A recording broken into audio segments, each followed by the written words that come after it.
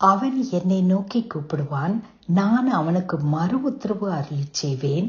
ஆபத்தில் நானே அவனோடு இருந்து அவனை தப்புவித்து அவனை கனப்படுத்துவேன். சங்கீதம் 91:15. ஆபத்து காலத்தில் எனக்கு உதவி தேவையே, யாரை நோக்கி நான் கூப்பிடுவது? யாராவது எனக்கு உதவி செய்ய மாட்டார்களா? இப்படி யோசித்த காலகட்டங்கள் உண்டா?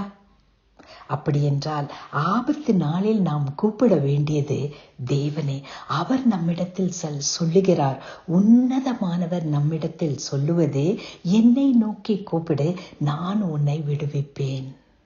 எவ்வளவு பெரிய ஸ்லாக்கியம் அல்லவா! நம்முடைய பரம தகப்பனை நோக்கி நாம் கூப்பிடும்போது அவர் நம்மை தப்புவிப்பாராம். எந்த ஆபத்தாக இருந்தாலும் தேவனை நோக்கி கூப்பிட பழகிக் கொள்ளுங்கள். அவர் தப்புவிப்பார். காரணம் என்ன தெரியுமா? அந்த அவர் தப்புவிப்பதால் நம் வாழ்க்கை மாறுகிறது அல்லவா?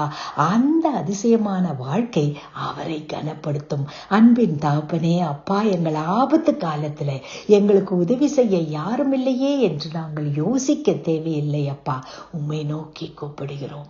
நீர் எங்கள் வாழ்க்கையை மாற்றுகிறபடியினால், ஆபத்திலிருந்து விடுதலை கொடுப்பதை பார்த்து மக்கள் உம்மை கனப்படுத்த உதவி செய்கிறபடியினால் நன்றி. இயேசு கிறிஸ்துவின் மூலமே, ஆமென்.